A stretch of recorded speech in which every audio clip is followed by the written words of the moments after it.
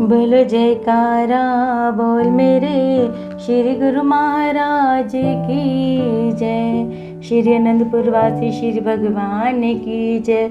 अमर ज्योति दर्शन ग्रंथ दिव्य सत्संग भवन श्री सत्य गुरुदेव जी महाराज ने प्रत्येक क्षेत्र का पुनर्निर्माण करवाने के लिए उन स्थानों को प्रमुखता प्रदान की जहां पर बढ़ती हुई दर्शनार्थी संगतें एवं प्रेमी गुरुमुखों को कोई असुविधा ना हो।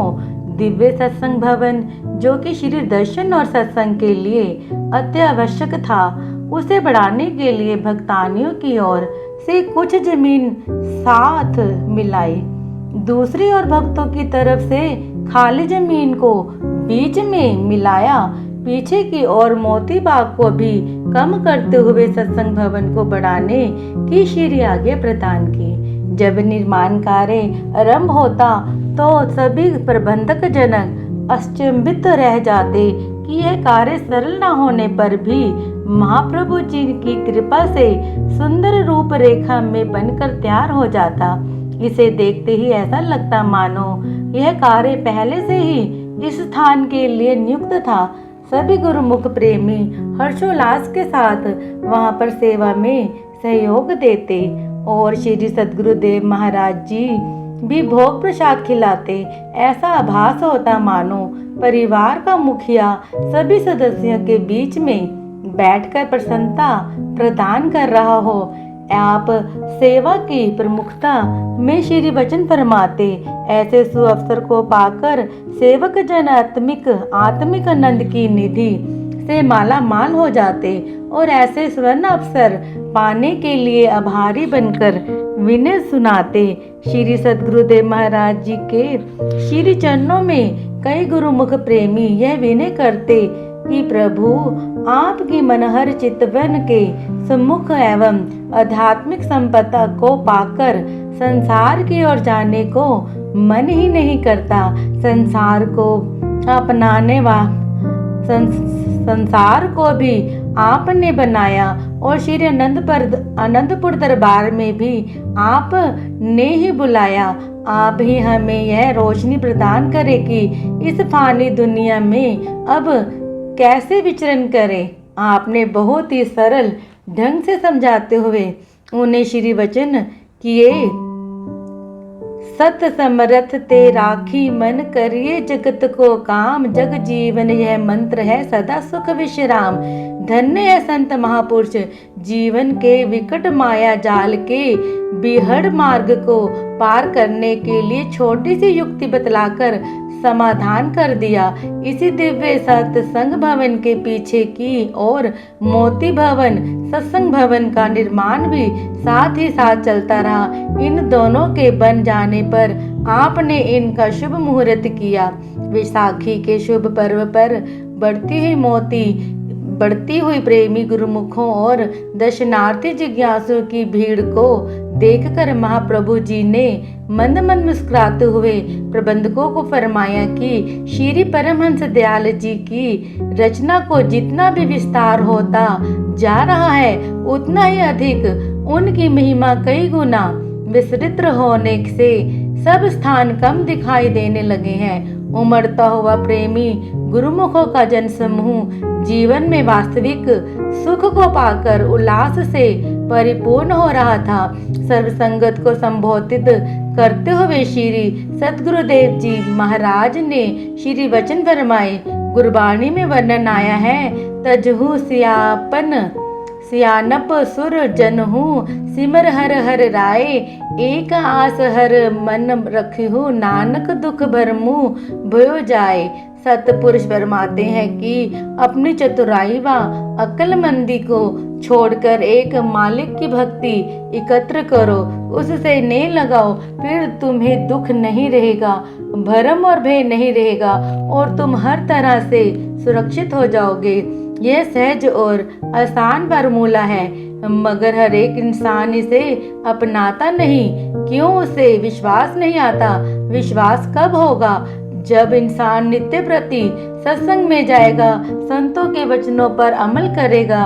इस तरह उसका निश्चित दृढ़ होता जाएगा। उसे मौत से बचाने वाली मालिक की भक्ति जिंदगी बख्श देगी।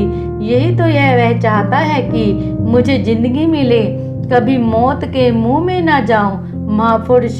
महापुरुष बतलाते हैं कि समझाते हैं कि तुझे मौत आएगी ही नहीं। क्यों? यह शरीर तो खाक की डेरी है, खाक हो जाएगा। इसका होना या ना होना बड़ी बात नहीं है, मगर जो तुम्हारी आत्मा है वह जन्म मरण के चक्र से मुक्त हो जाएगी। काल कर्म की गम नहीं पहुँचे भ्रमबान, दुल्हन चरण शरण रहूं क्षेम कुशल स्थान। संत दुल्हन दास जी संत कहते हैं कि काल और कर्म का वहाँ कोई जोर नहीं चलता। भरम दुख अंदेशे का इंसान पर कोई दाव नहीं चलता। जीव हर तरह से सुरक्षित हो जाता है। इंसान जब इष्ट देव के चरणों में मालिक की भक्ति और नाम को अपना लेता है और हृदय में अपनी चीज को बसा लेता है, तो समझो उसके दुख दर्द सब समाप्त हो गए। यह भक्ति का मार्ग और रूहानी पढ़ाई हर एक के दिल में घर नहीं करती। जिसके पिछले पुण्य संस्कार होते हैं उसी का इस रूहानी भक्ति में मन लगता है, वरना योग ज्ञान ध्यान व जब तब से जिंदगी नहीं संवरती। ये सब साधन उसे यहाँ तक पहुँचाने के लिए है, लेकिन भक्ति और नाम की कमाई से ही इंसान अपनी मंजिल मकसूद तक पहुँच निर्भय पद को प्राप्त कर सकता है। महाप्रभु जी के श्री वचनों में निहित सार तत्व को जानकर सबकी आत्मा प्रफुल्लित हो उठी और प्रेमी जनों के हृदय श्री प्रभु जी का आभार प्रकट करते हुए जय जयकार करने लगे। इस दिव्य सत्संग भवन में श्री दर्शन सत्संग एवं भजन कीर्तन के नियम का परिपालन होता है। अकारण कृपा महापुरुषों की अगम महिमा का वर्णन करते हुए परम संत श्री कबीर साहेब जी का वर्णन करते हैं। सतगुरु तो सत भाव है जो असभेद बताए, धन्य शीशे धन भाग तेहि जो ऐसी शुद्धि पाए। जन कबीर बंदन करे के ही विधि कीजिए सेव, वार पार को गम नहीं नमो नमो गुरुदेव। अर्थात गुरुदेव ही वास्तविकता का बोध कराते हैं, सत्य असत्य और भक्ति और माया के विस्तृत गुण दोषों का विभाग करते हैं। सौभाग्यशाली वह शिष्य है और वही जीव ही सौभाग्यशाली हैं जिन पर उनकी कृपा हो जाती है और वे उसे नुक्ते को समझते हैं। श्री सद्गुरु देव के चरणों में कबीर साहेब जी वंदना करते हुए कथन करते हैं कि उनकी अगम गोचर लीला मन बुद्धि से परे है, उसे समझना कठिन है। जिस प्रकार से उन श्री चरणों की सेवा की जाए, वे अकारण कृपा कर जीव को निहाल कर देते हैं। श्री सद्गुरुदेव महाराज जी श्री पंचम पातशाह जी के अन्य सेवक भक्त दीपक जी के पूर्व जन्मों के अनुरूप उनके हृदय में गुरु भक्ति के संस्कार भरे हुए थे। ये श्री दर्शन हेतु प्राय आते रहते थे। उन्होंने सन 1997 में श्री चरणों में श्री अनंतपुर दरबार की सेवा में समर्पित होने की विनय की। महाप्रभु जी ने इनको अपने पास सेवा के स्थान दिया। दृढ़ निष्ठा और पूर्ण लगन से सेवा करते रहे। कुछ समय पश्चात ब्यावरा में आश्रम के निर्माण कार्य का हिसाब किताब करने के लिए अपनी श्री मौज से उन्हें वहां भेज दिया। वहां पर उन्होंने सच्चाई खैर खवारी से सेवा का प्रमाण दिया। यह तो केवल महापुरुष ही जानते हैं कि किस जीव को कैसा पुरातन संबंध उनके साथ चला आता है। उनकी सेवा में से प्रसन्न हो एक दिन महाप्रभु जी ने उनको फरमाया, हमारे पास रहोगे तो तुम्हें वह खुशी मिलेगी जो 3 लोकों में नहीं मिल सकती। परम संत श्री कबीर साहब जी कथन करते हैं कि सतगुरु साचा सुरमा शब्द जो वहाँ एक लागत ही भय मिटी गया पड़ा कलेजे छेक।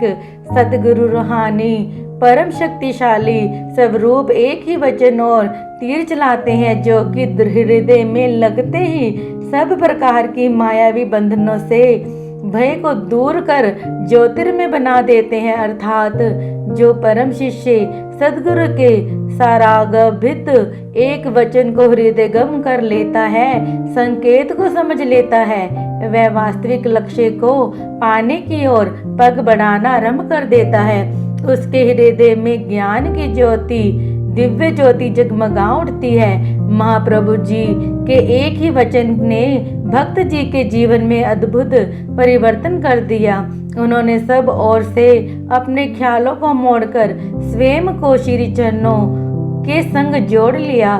कभी भी अपने घर परिवार अथवा सत्संग कार्य के लिए बाहर नहीं गए और ना ही कभी ख्याल ही उठाया। श्री सद्गुरुदेव जी महाराज ने भी भक्त जी को श्री चरणों की सेवा में समीपता प्रदान की और उन्हें सन 2009 में साधु वेश प्रदान कर उनका नाम महात्मा अचल सागरानंद जी रखा। महाप्रभु जी ने अपने इस शिष्य की भक्ति और सेवा में समर्पण भाव को देखकर अत्यंत प्रसन्न होते। महात्मा जी भी श्री सद्गुरुदेव महाराज जी से अगाध प्रेम का संबंध जोड़कर अनवरत सेवा कर रहे हैं। श्री सद्गुरुदेव महाराज जी अकारण कृपा दृष्टि कर पग पग पर ऐसी मनोरम लीला रचाते हैं। कैसे भगवान अपने भक्तों को संभाल करते हैं, उन्हें सतपथ दर्शाकर यथार्थ का बोध कराते हैं। एक बार आपने श्री अनंतपुर में परम धाम ग्वालियर में कृपा फरमाई। वहां पर संगतों के लिए 2 दिन का समय रखा जाता है, जिसमें वे आकर मत्था टेकते हैं और श्री दर्शन एवं प्रवचनों में लाभान्वित होते हैं। एक लड़की राहुरी महाराष्ट्र में ग्वालियर में अपनी फूफी के घर आई हुई थी। उसे तथा उसके परिवार को श्री अनंतपुर के विषय में कुछ भी मालूम ना था और ना ही उसने कभी श्री गुरु महाराज जी के दर्शन किए थे। वह उसके लिए एक स्वर्णिम अवसर था जब वह अपनी फूफी के साथ परम धाम में श्री दर्शन के लिए गई। वहाँ संगतों की बहुत भीड़ थी। उसकी फूफी यह सोचकर हैरान थी कि आज तक कभी उसके साथ श्री वचन नहीं हुए थे, लेकिन जो ही उसने आगे जाकर माथा टेका तो श्री वचन हुए। महात्मा परम योगानंद जी उस भक्तानी के साथ जो लड़की है उसको तो हमने कुछ देना है। महात्मा जी ने समझाया कि महाप्रभु अभी कोई विशेष उपहार या प्रसाद देने के लिए फरमा रहे हैं। उन्होंने विनय की कि उसे गुलदस्ता या कोई अन्य प्रसाद दे दें। श्री गुरु महाराज जी ने फरमाया, महात्मा जी यह प्रसाद अभी नहीं देना है, कुछ समय पश्चात हमें उनके घर में जाना होगा और वही इनका कोई पुराना हिसाब किताब चुकाकर सत्य पथ दर्शाना होगा। भक्तानी ने विनय की, प्रभु यह तो मेरी भतीजी है और राहुरी से आई है। उनके घर में किसी को भी श्री अनंतपुर दरबार के बारे में जानकारी नहीं है। श्री वचन हुए, हम सब जानते हैं, समय आने पर तुम्हें भी पता चल जाएगा। महात्मा जी उसके घर का पता नोट करो। इस लड़की के घर में आकर फूफी ने कहा, हमारे घर में तो सब सत्यनारायण जी की ही पूजा करते हैं, हमें इन्हें तो कोई ना जानता और ना ही मानता है। हमारे परिवार वाले इन्हें भगवान रूप में स्वीकार नहीं करेंगे, इसीलिए इससे पहले कि कोई अवज्ञा हो उन्हें जाकर कह दो कि वे हमारे घर में ना आवें। फूफी ने लड़की को की घबराहट को दूर करने के लिए कहा, घबरा नहीं, महापुरुषों की हर कार्यवाही में जीव का कल्याण व हित समाया होता है। लगभग 2 वर्ष के समय व्यतीत हो गया। श्री सद्गुरु दाता दयाल जी कार द्वारा श्री अनंतपुर से श्री प्रयाग धाम की ओर जा रहे थे। साथ ही में 2 पिकअप में कुछ गुरुमुखों को भी जाने का सौभाग्य मिला। ये वाला निज धाम में अहमदनगर से मार्ग से महाप्रभु जी एक स्थान की ओर संकेत करके पिकअप के ड्राइवर को फरमाया कि आप अभी यहाँ पर रुको, हम थोड़ी देर में आ रहे हैं। मांस की कड़कती धूप मानो अंगारे बरसा रही थी।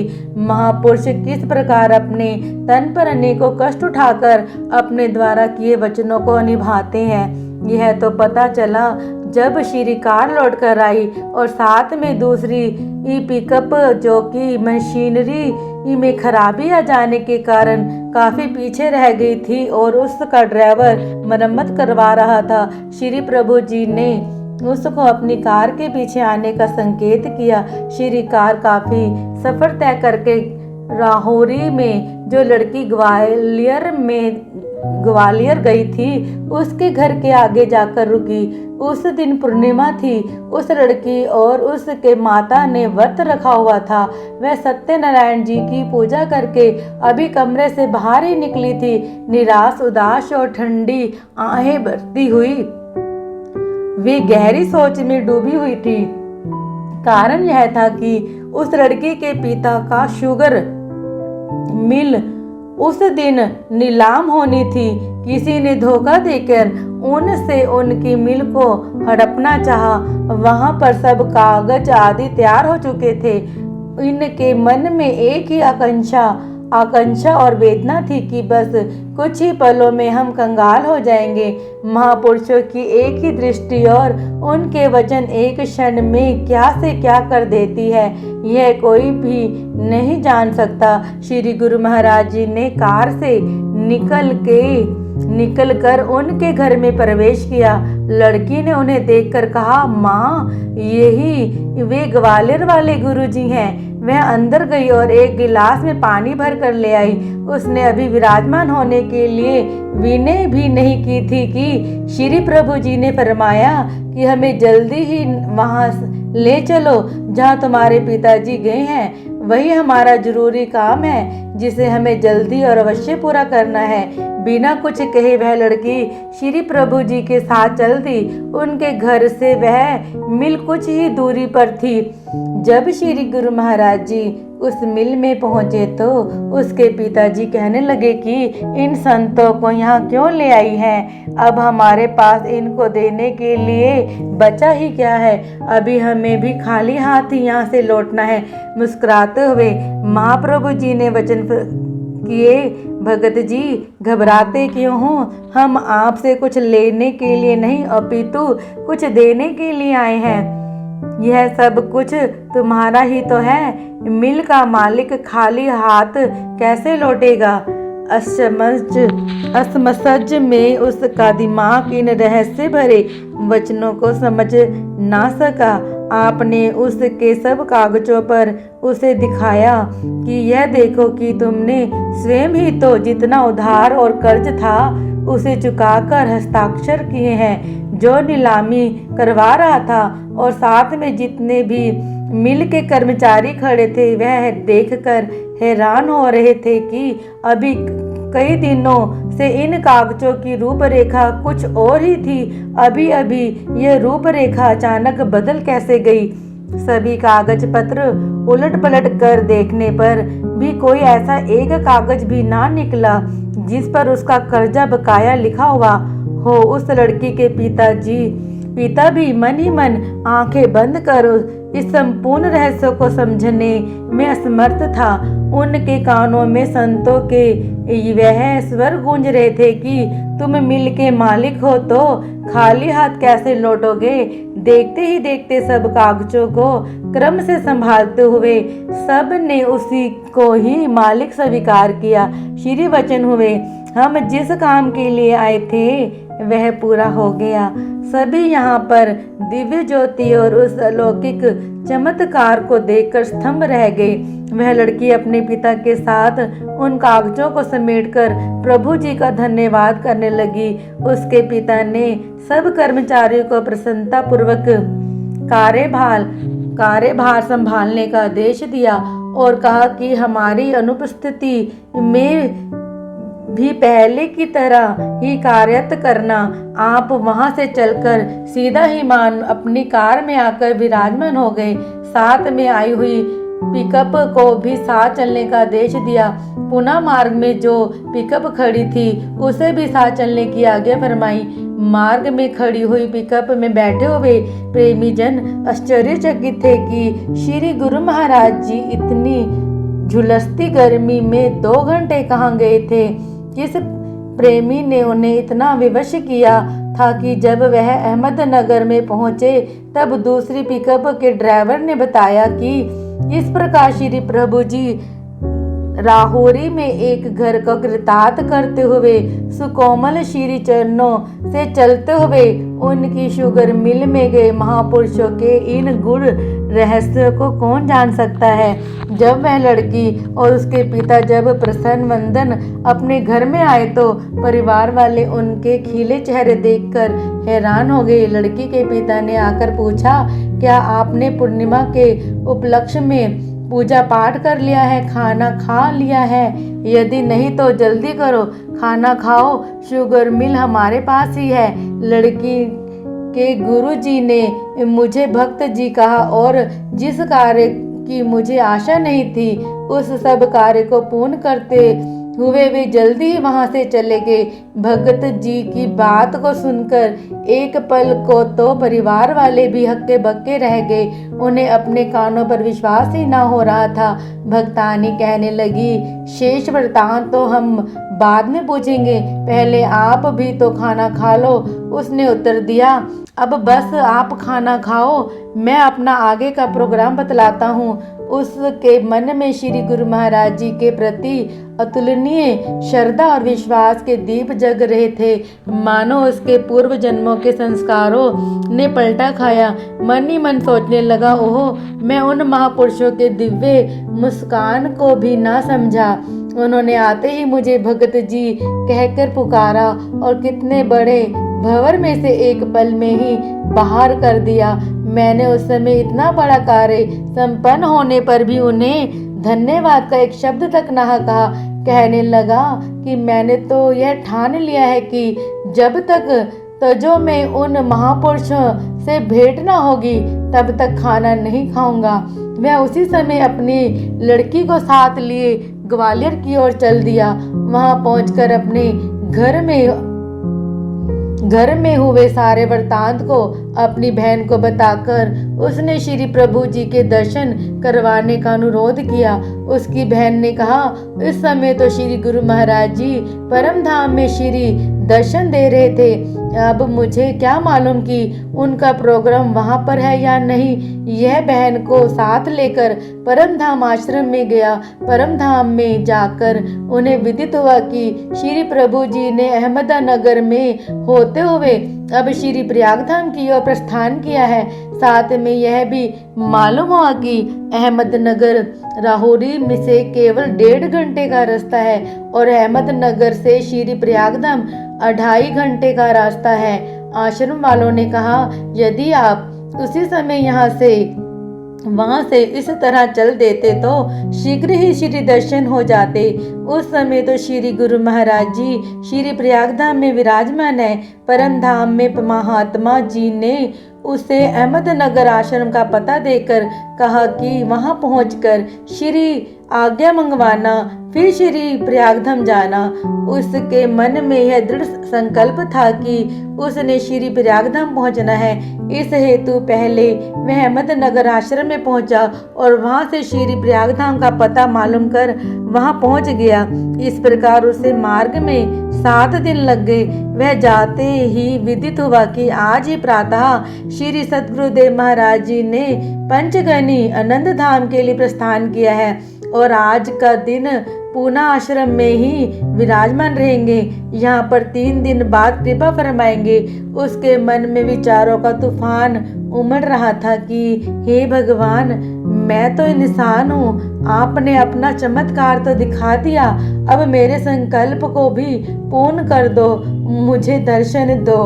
पूना पहुंचकर महापुरुष जी ने 2 घंटे बाद फरमाया, महात्मा जी, हमारा श्री प्रयागधाम में बहुत जरूरी काम है, इसीलिए अभी अभी वहां चलो। इधर भक्त की पुकार और उधर भगवान भक्तों की विरत संभालने के लिए श्री प्रयागधाम में पहुंचे। मधुर मधुर हार्न करती हुई कार बिना सूचना दिए जब श्री प्रयागधाम पहुंची तो सब गुरुमुख प्रेमी भागते हुए अंदर सत्संग भवन की तरफ पहुंचे। सत्संग भवन की ओर पहुंचे श्री प्रभु जी को अचानक आया देख कोई तो कहे कमाल है और कोई कहे कि प्रभु जी की महिमा बेमिसाल है। श्री प्रभु जी दर्शन देने के लिए सत्संग भवन में विराजमान हुए। वह राहुरी का परिवार भी सबके साथ वहां श्री दर्शन करने आया। श्री गुरु महाराज जी ने मुस्कुराते हुए आशीर्वाद देते हुए उस भगत को पास बुलाया। फरमाया, भगत जी, कभी हम तुम्हारे पीछे और कभी तुम हमारे पीछे। यहाँ पहुँचने में इतनी क्या जल्दी थी?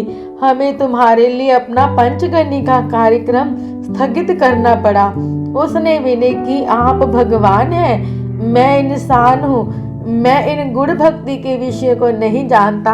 आपने मेरी अंतर आत्मा में जागृति भर दी।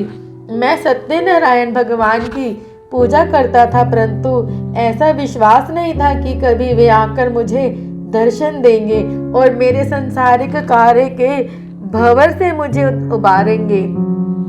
आप सत्यनारायण भगवान के रूप में दर्शन देने के लिए आए और मुझे दुख संकट के अंधेरे में भटकने से बचा लिया। महाराज, मैं उस समय धन्यवाद के 2 शब्द भी अर्पण ना कर सका। अब मुझ पर कृपा कीजिए, नाम दीक्षा दीजिए। मेरी यह प्रार्थना है कि जैसे इस लोक में स्वयं मेरी सहायता करने पहुँचे हो, इसी प्रकार अब परलोक में भी पार लगा देना। आप जी ने मुझे भक्त जी कहकर संबोधित किया है, तो अब मुझे अपना भक्त बना लीजिए। लड़की की विनय की कि पिताजी ने पिछले 7 दिनों से कुछ खाया नहीं। श्री प्रभु जी ने उसी समय भोग प्रसाद दिया और फरमाया, यह तुम्हारे पूर्वले जन्म का कि कोई अड़चन थी जिससे माया का एक झकोला आया और तुम महापुरुषों की संगति को प्राप्त ना कर सके। अब पूर्व पुण्यों के अनुसार संयोग बना है कि तो इसका पूर्ण लाभ उठा लो। भजन सिमरन सेवा सत्संग करते हुए जन्म को सकारत कर लो। उसी समय सारे परिवार ने श्री प्रभु जी से नाम दान लिया और अहमदनगर के आश्रम से नाता जोड़कर उनसे अपने घर में सत्संग करवाने लगे। महापुरुष दिन रात परमात्मा में जुटे रहकर किन किन रूहों का उद्धार करते हैं, यह जानना जीव बुद्धि के भरे की बात है। सतपुरुषों की महिमा का वर्णन करते हुए संत दरिया साहब मारवाड़ वाले फरमाते हैं, गुरु आए धन गरज कर, अंतर कृपा उपाय तपता, से शीतल किया सोता लिया जगाए। जैसे सतगुरु तुम करी मुझसे कुछ ना होए, विष भांडे विष काढ़ के दिया अमीरस मोए। अर्थात श्री सतगुरुदेव जी ने असीम कृपा करते हुए मेघ की ठंडी फुहारों के सुदृढ़ अंतरात्मा में वृष्टि की विषय विकारों की झुलसाती तपन को शीतल कर दिया। अज्ञानता की गहरी नींद से सोए हुए जीव के अंतर हृदय में ज्ञान की ज्योति प्रज्वलित कर जागृत प्रदान की। श्री सतगुरुदेव की दयालुता और कृपालुता का प्रमाण अत्यंत कहीं नहीं मिल सकता। जीव की आंतरिक काया पलट देते हैं। इस परोपकार के उपलब्ध में जीव कुछ भी देने में समर्थ नहीं। विषय विकारों के विष को मानव तन से निकाल कर नाम रूपी अमृत प्रदान कर आत्म रूप से भरपूर कर दिया। बोलो जयकारा बोल मेरे श्री गुरु महाराज की जय। अगर आपको हमारी वीडियोस देखना पसंद है और आप हमारे चैनल से जुड़े रहना चाहते हैं तो प्लीज़ वीडियो को लाइक